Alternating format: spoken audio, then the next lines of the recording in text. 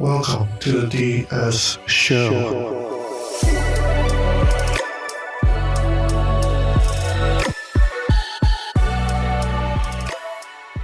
All right, welcome back to another episode of the DS Show. I'm joined here by my good friend, co-founder at PlanFlamingo, Sourjya Rudra. Thanks for coming on the show, Sourjya. Yeah, great to be here, Daanish. Thanks for having me. Yeah, so for those of my audience who don't know Sourjya, can you tell the audience a little bit about yourself, how you got started in the Anaplan space? Yeah, absolutely. So I got started and kind of introduced to Anaplan really by luck during my first year of consulting at a big four firm, and was just kind of really thrown into it and didn't really know a whole lot about the tool or the software, but eventually just really enjoyed working with it, enjoyed kind of the functional side of it, enjoyed the technical side of it as well, and just kind of carried that on through the rest of my career thus far.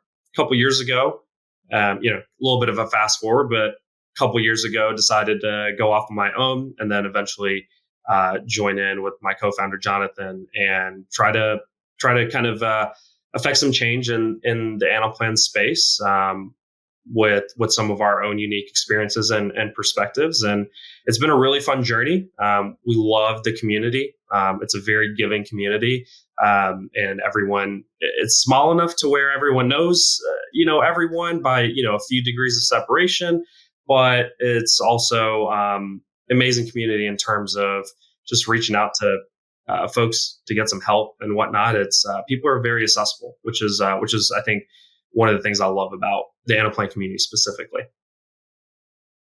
Yeah, I think I'd have to agree with you on that. I've found the community to be very resourceful. They've been very giving. If you got a question you need help with, I'm sure you can find 10 different people who can help you out if you're stuck on something. Yeah, and then the other piece of it is, like name me another software that has the investment that Anaplan has in Anaplan community, right? With, whether it be you're starting out and you need the formula help, for what each of the formulas do in the back end, or more broadly, whether you need to see if other customers have faced similar situations in something you're trying to do. And the number of people, I've seen your name plenty of times throughout community, and others as well, but the number of people that respond and kind of provide feedback and their own perspectives, it's I think something that's very unique and special about Anaplan.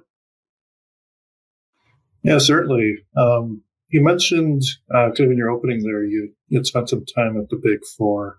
Can you talk a little bit about what that was like? Is there something that kind of sets the Big Four apart from, I guess, some other places you may have worked at? Like what about the Big Four kind of stood out to you at your time? Yeah, absolutely. Yeah, I mean, I was very fortunate and privileged to be able to kind of start my career off there.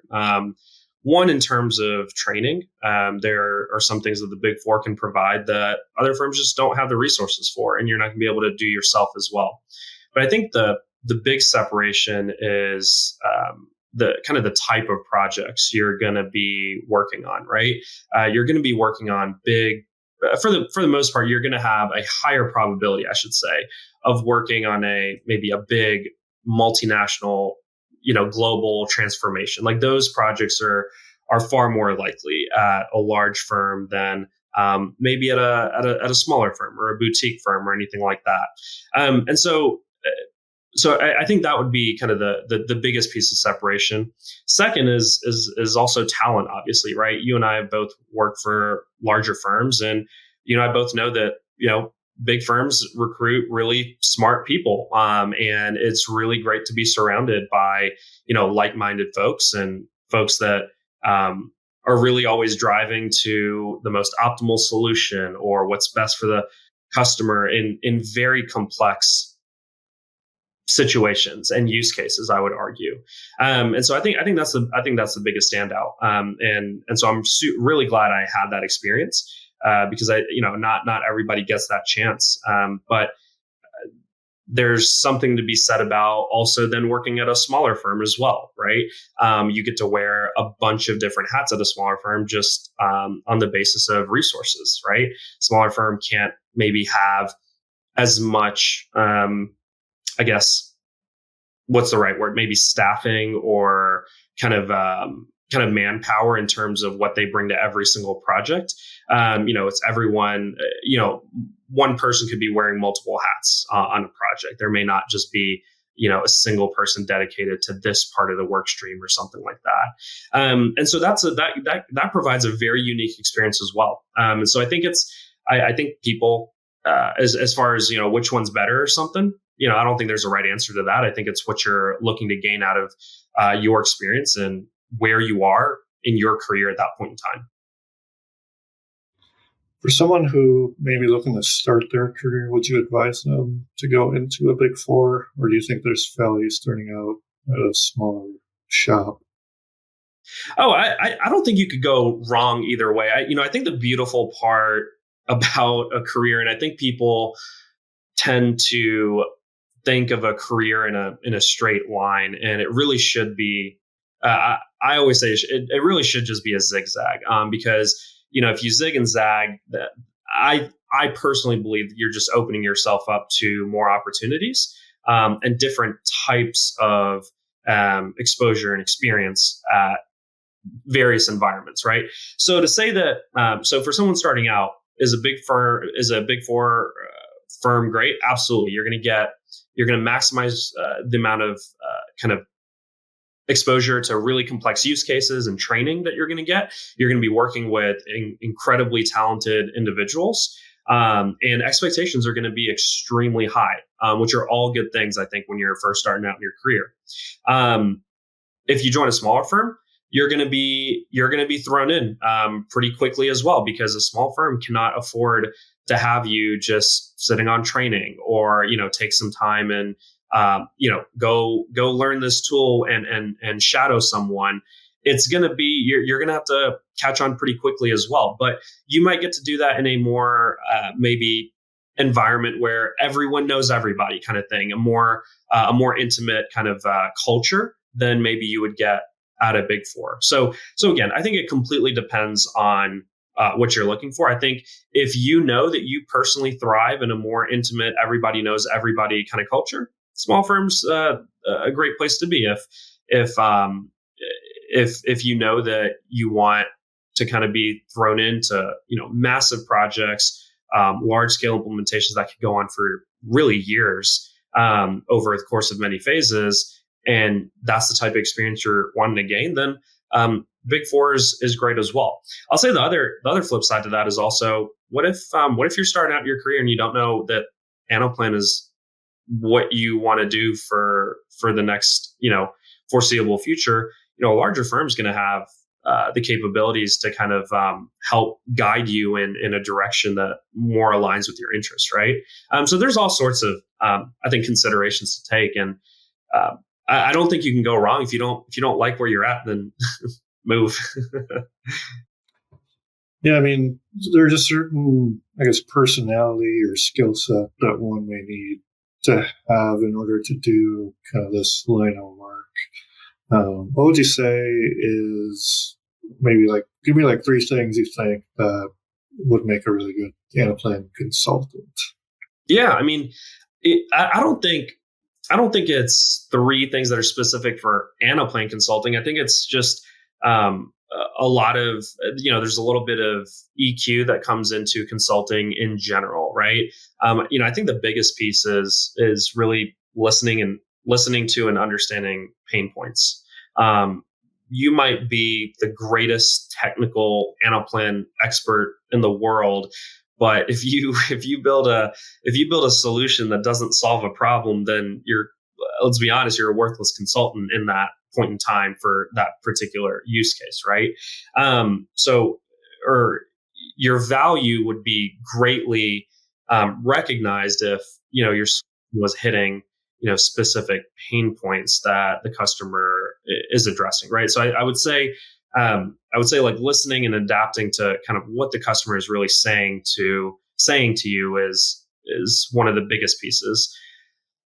Second, I would say I think this is something a lot of really good Anaplan technical consultants get into is kind of you know squeezing the last drop out of a solution in terms of like capability and functionality. When I think a lot of times like are you defining MVP? Are you defining what it takes to get the customer moving in the right direction for this first go around, right? Are you getting bogged down in the bells and whistles of the user story or the overall project, or are you actually delivering core functionality that the business needs to carry out their business planning processes, right?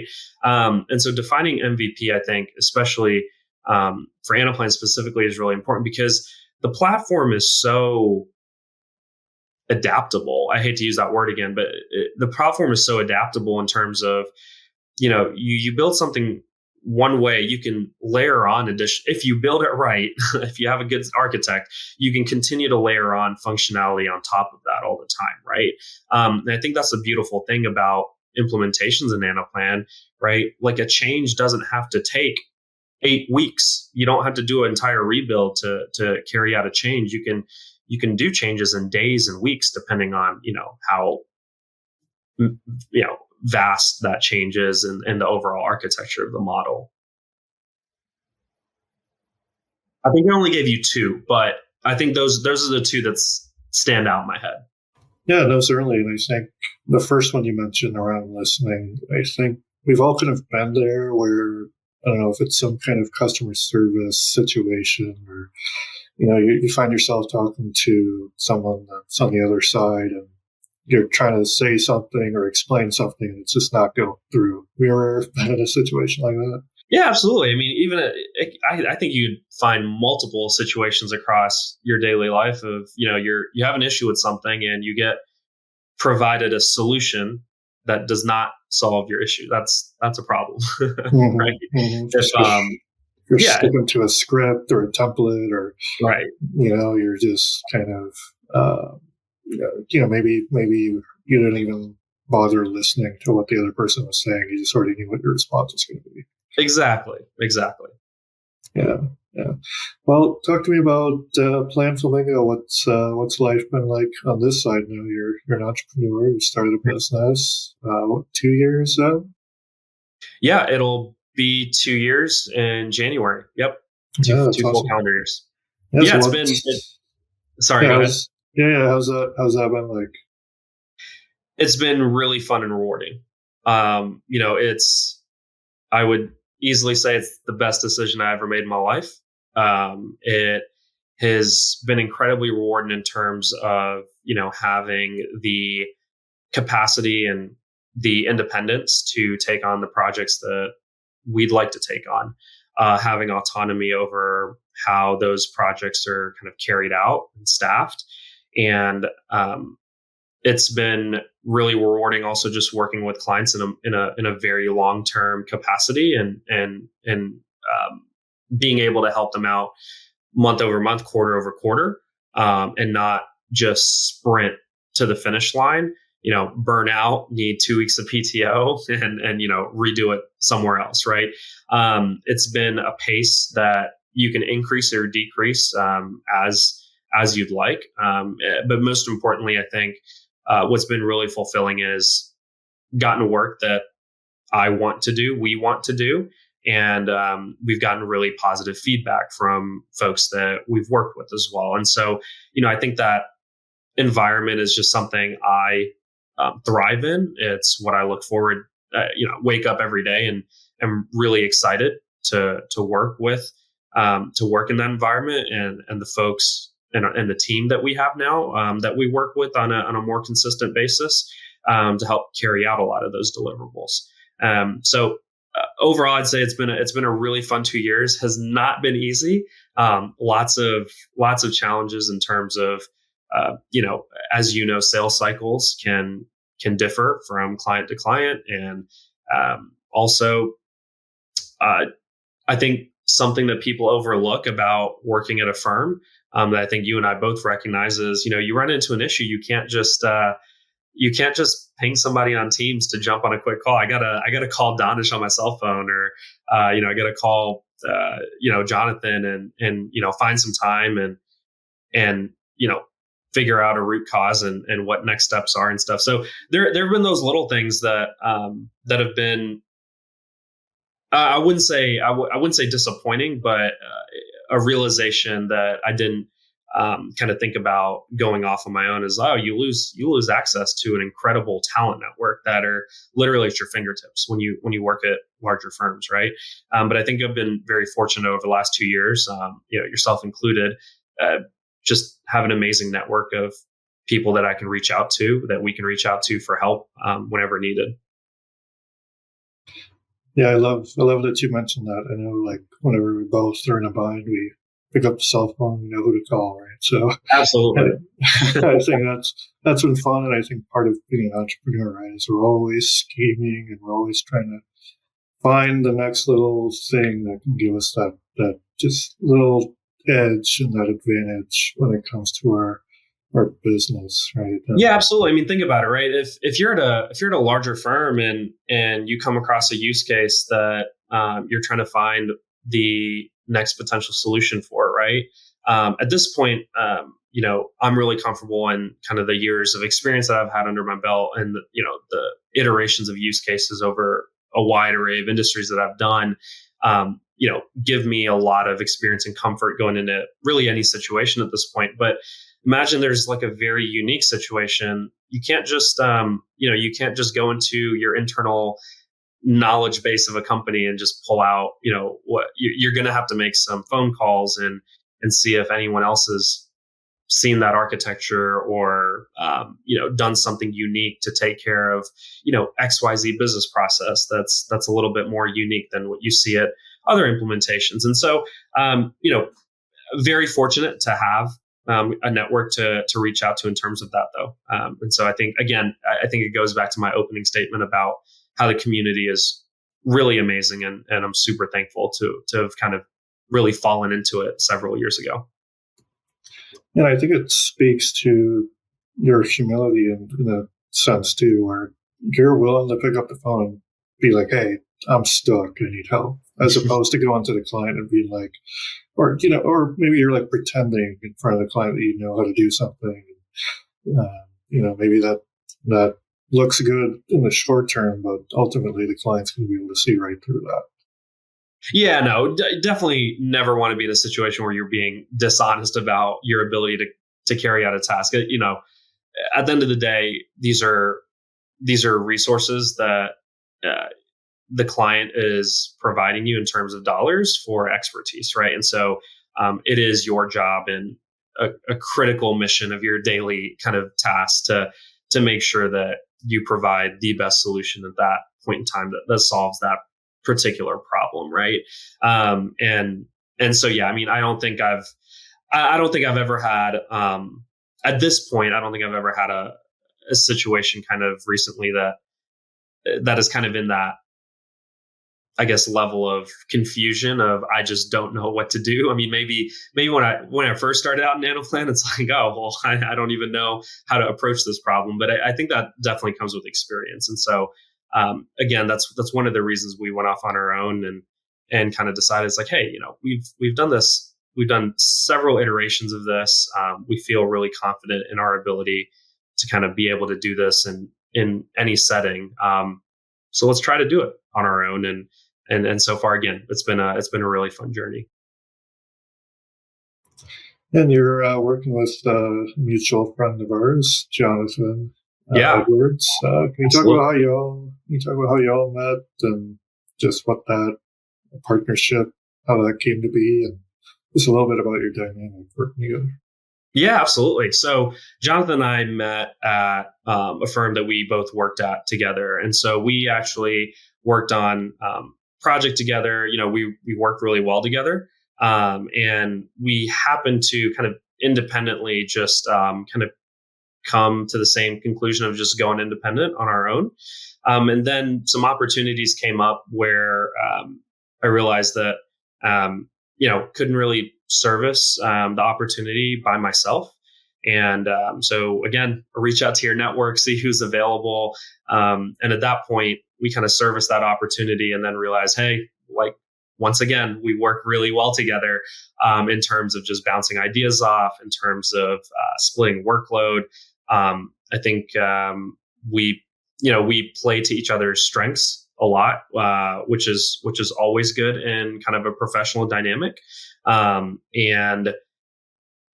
so it really just kind of, I don't think I woke up one day and was like, I'm going to work with XYZ person. I think it just happened naturally, which I think is the most beautiful thing about it is, I mean, I think that's how it should be. It just happened naturally, and it feels very natural when we work together as well. And so it's very easy to kind of bounce ideas off. And it's also wonderful to have, somebody close that you can call if you do run into an issue and whatnot.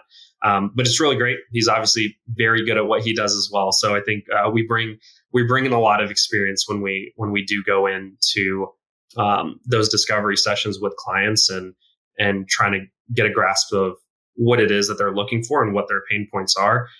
There's a lot of experience that is kind of at the table and that we're able to pull from in those conversations. Yeah, certainly. I think Jonathan, he's got a very unique skill set and background. Just the way he approaches problems and solutions, it never fails to fascinate me. Just how someone can see such a complicated problem or situation and just break it down into these small, digestible, understandable. That everybody can understand. Exactly. Yeah. It's certainly like an art and a science. I think that he does a great job kind of blending both sides of his brain, and just it comes out. It definitely comes through. Absolutely, couldn't agree more. Yeah. Now, in terms of like your entrepreneurial spirit, can you talk a little bit about where that comes from? Like, I know we've talked kind of offline. You've had some previous business experiences too, and things you might do it on the side. But what kind of made you want to get into this entrepreneurial Anaplan sort of thing? Yeah, absolutely. So, like you mentioned, I've always kind of had that itch to do something on my own. And so in kind of a previous, before kind of going off on my own with Anaplan, used to own like a little retail location for a franchise. And so, scratch that itch with the retail location. But really, when I thought about kind of the next move forward, I think I came back to, what am I really good at? And I felt like at that point in my career, when I was thinking about going off on my own, I thought I was really good at Anaplan. I enjoyed the work. I thought I was really good at the work. And the work was challenging and fun for me. Like, I woke up kind of ready to kind of take on any sort of challenge that came that day.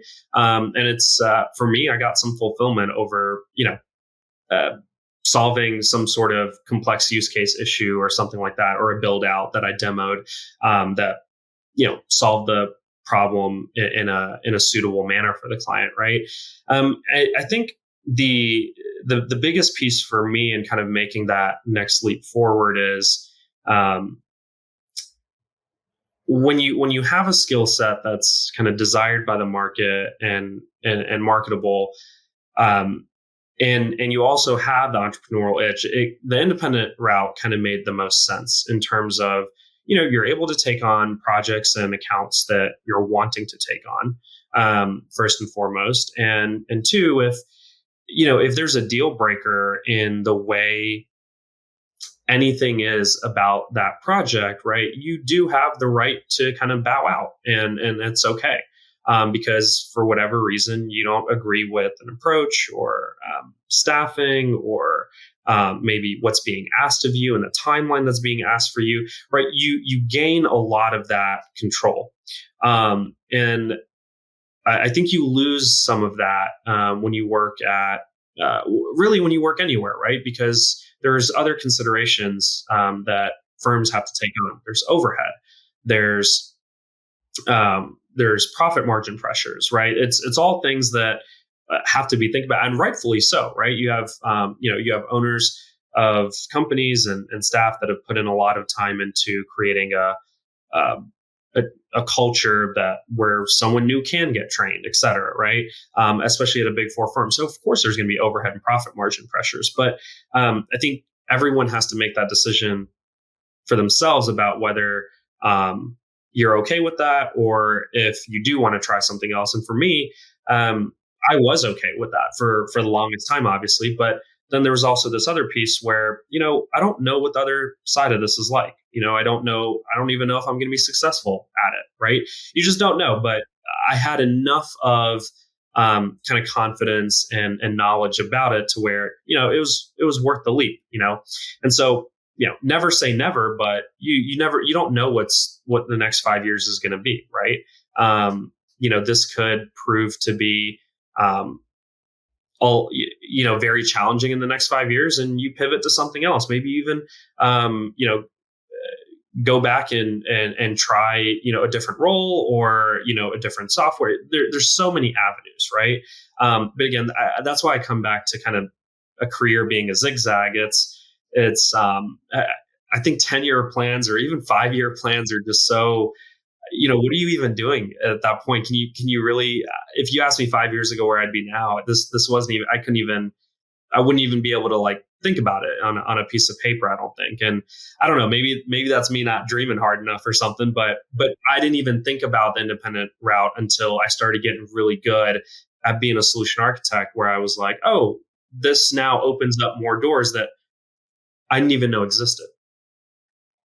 Yeah, I think that's certainly you and me both. Like, I think 5-6 years ago, I had no clue what Anaplan even was.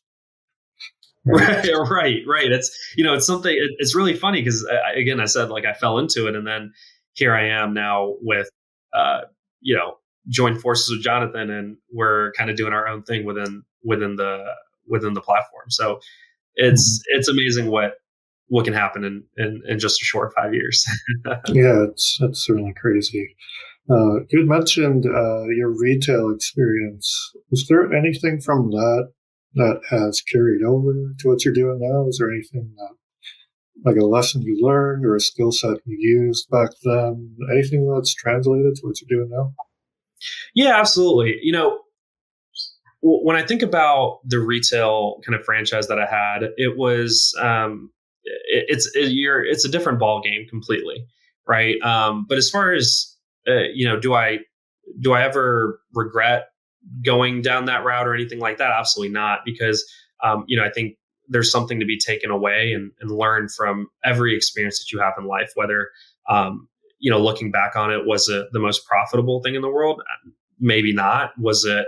But did I come away with a lot of lessons? Sure. I mean, it's everything from managing employees. That is a whole skill set in itself.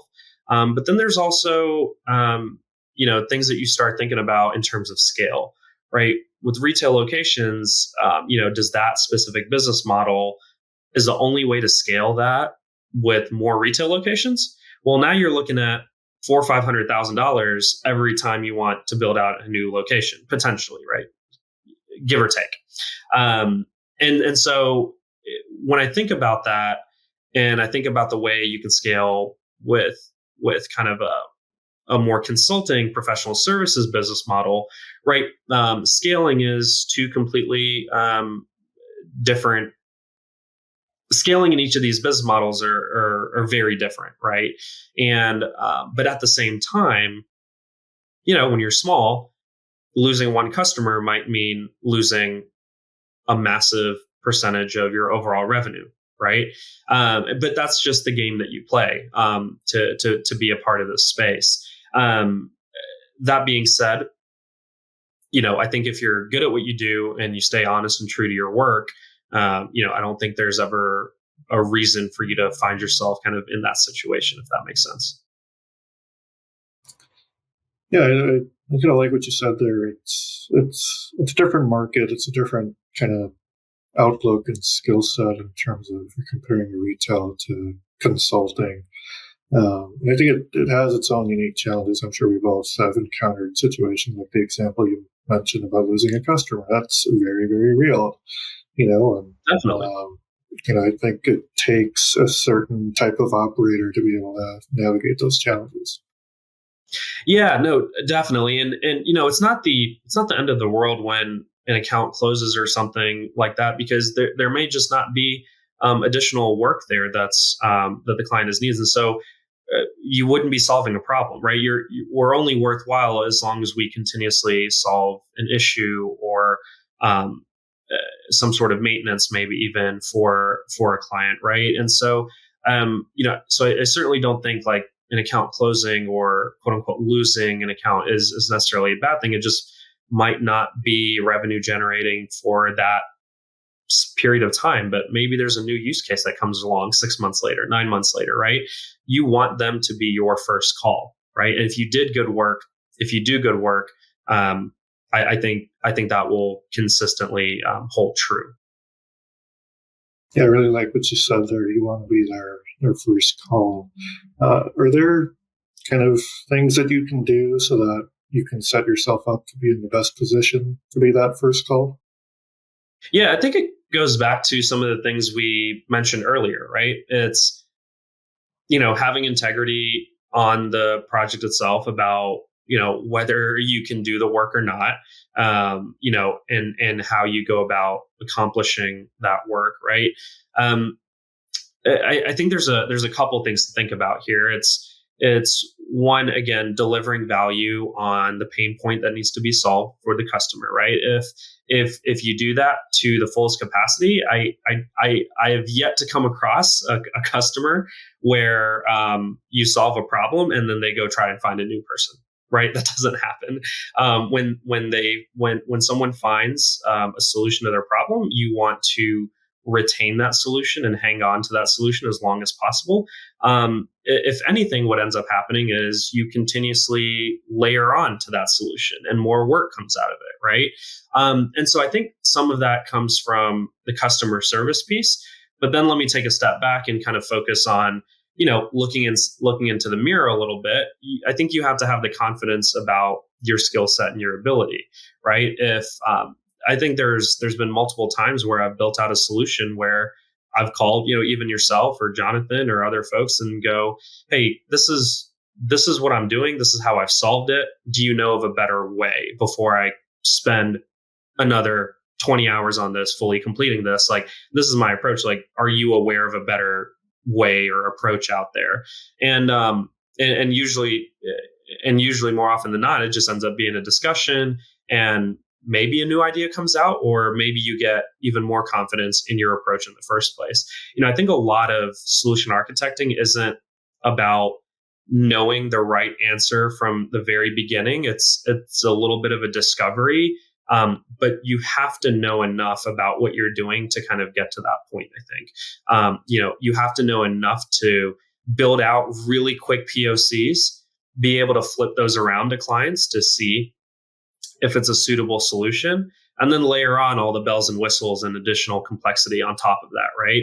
It's, we shouldn't be spending an entire sprint's worth of work on a solution that is meaningless, right? You should be able to flip over a POC in days, not weeks, to see if it's a solution that can be carried forward. And then you take on the additional time, layer on the build, or else it's wasted work. And right. And again, it's client resources. These are precious dollars that could be going somewhere else to be value add for your customer. And so I think every dollar that you get from a client is a privilege. And I think you have to go into it with that mindset that they are choosing to allocate dollars for you to solve this problem. So you need to the best of your abilities, do that. And solve that problem. And if you can't, you need to say something because that dollar needs to go somewhere else, right? And think about it if you were the business owner or the client side, right? Like, you have a budget of X amount and you're allocating X percentage to solve this solution. You need that problem solved.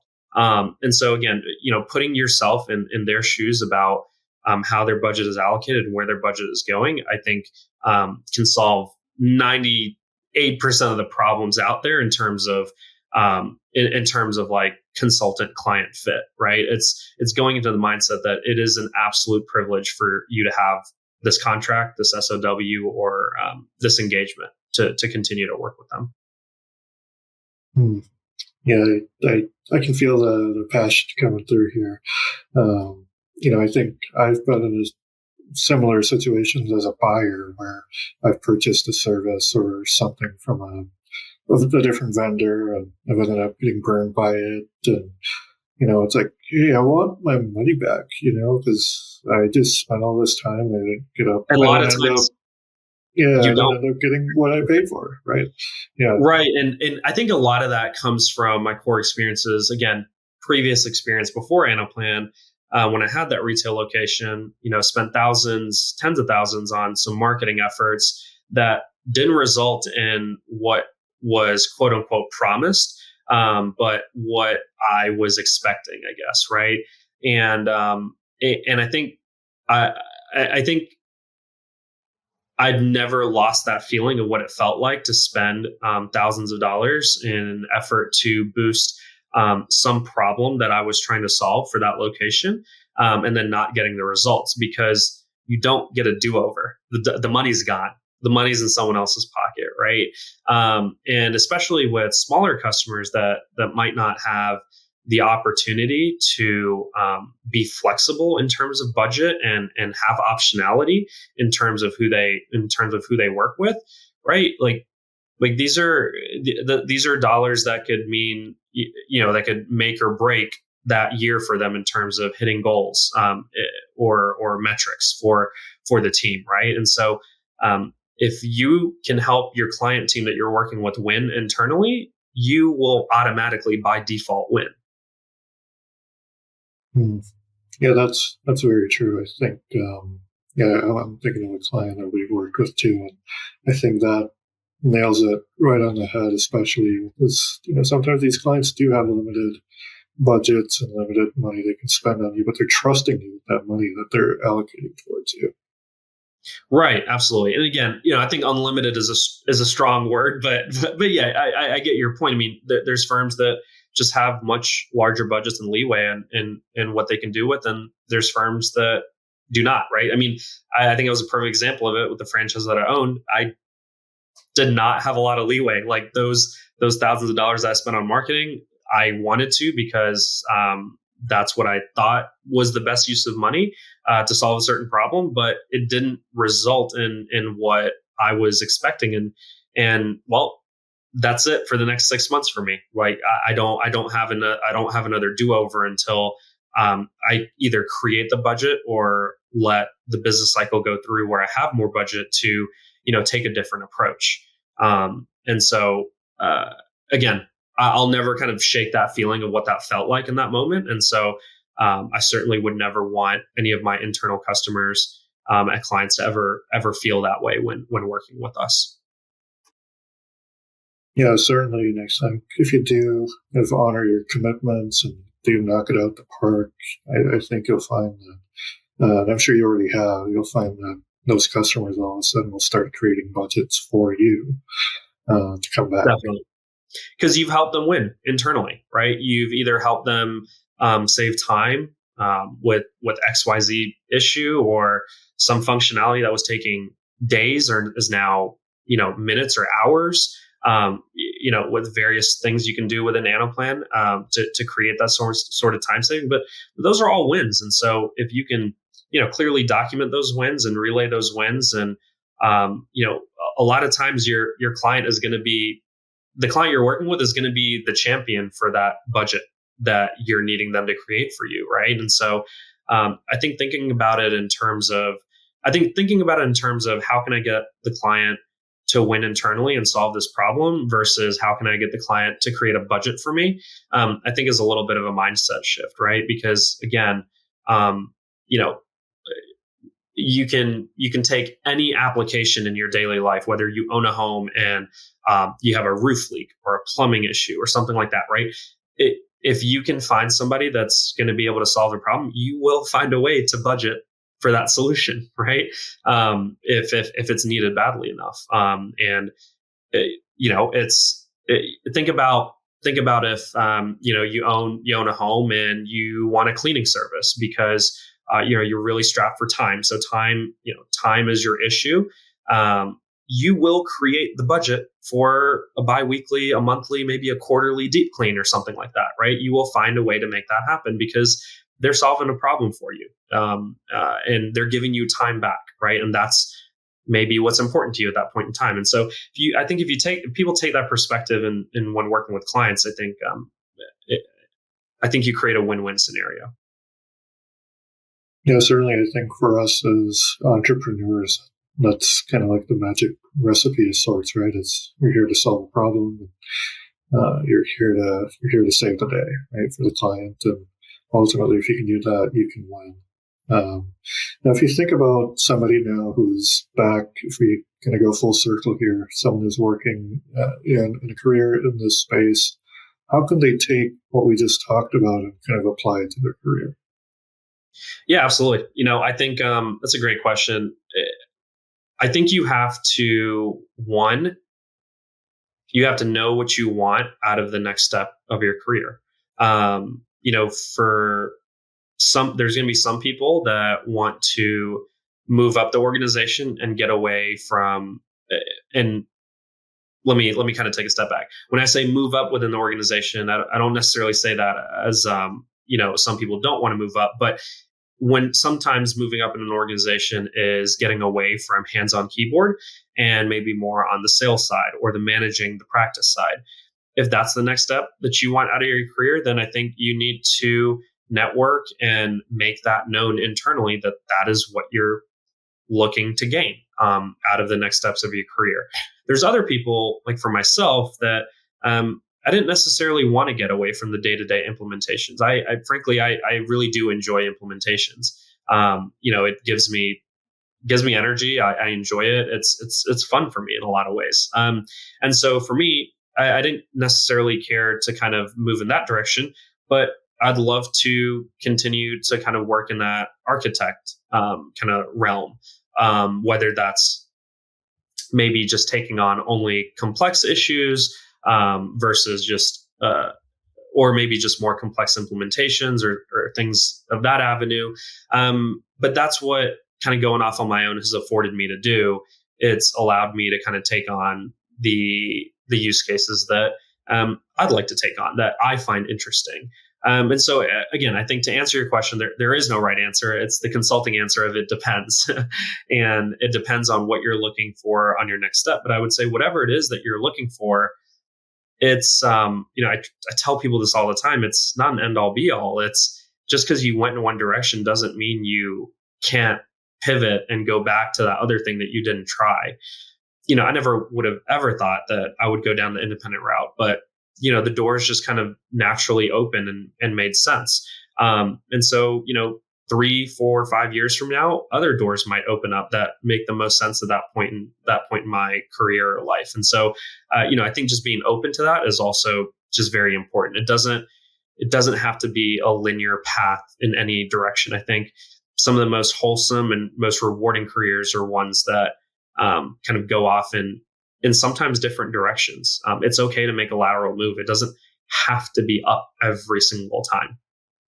Up in, I guess, a corporate setting is what I mean by that, because I would consider a lateral move still up by my definition, because you're gaining an experience you may not have otherwise gained. And so it's just different. Yes, certainly. I think that's a very valuable insight for anyone who's looking to move on in their career, move forward in their career, I should say. And one thing I would also add to that is the people you're working with can be equally as great of assets to you, as long-term allies, friends, people you can trust and rely on. Like, think about how we met, right? And how to this day we're still in touch, right? How can you tell the people how actually we did meet? Oh gosh. All right, correct me if I'm wrong, but I'm pretty sure it was my first week at Slalom, and I think you were working on a demo, if I'm not mistaken. And I got, I was new, but obviously had Anaplan experience coming in, and so to make myself useful, I guess, for lack of a better word. But yeah, I guess I got thrown into that demo, and we just kind of worked together on that. Am I recalling that correctly? Yeah, I think that was your first week, and I was kind of on the demo, and you came in, and they just kind of naturally kind of fit onto the demo. And I asked you, like, hey, how long have you been working here? And you go, actually, it's my first week. Right. And I was like, what? Oh, well, let me at least welcome you to the team. We've been working together. And again, I think that's a perfect example of when people ask, like, is it, like, should I work for a large firm? Should I work for a small firm? Like, I think that's a perfect example of one of the benefits of working at a firm like Slalom. Amazing culture, really great people, and you can kind of instantly get thrown into the mix if you can, provide some value and solve a solution. In that point in time, it was a demo for a client, and I had experience and I was available. So the powers to be kind of were able to kind of facilitate that meet, and it was great. Met you and met a lot of other people that were also on that engagement, and again, people that I think you and I both talk to this day. And it's being open, it's being open to those opportunities and kind of building that network internally that I think is just really important and cannot be understated in how firms of really any size can provide that. Well, Sourjya, it's been a pleasure having you on the show. Thanks for joining us. I would just like to ask, is there anything you want to leave the audience with before we wrap up?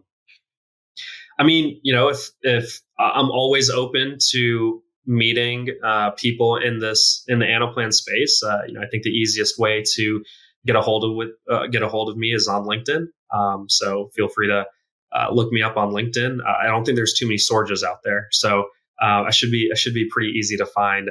But always love connecting with folks in the Anaplan space. It's always a fun conversation, and I love seeing where people are at, and especially if you're starting out. I love new Anaplan consultants because it's kind of like eyes wide open, and it's just a fun conversation to see what they're thinking about as far as next steps. But yeah, I'd say LinkedIn is the best approach. And then if there's any work that you're interested in doing with us, PlanFlamingo.com is also a great avenue to reach out to us. But yeah, LinkedIn and our website are perfect, and I think we're pretty responsive on both. All right, there you have it. Well, thanks for coming on the show, Sourjya, and good luck with business. Thanks for having me, Daanish. Appreciate it.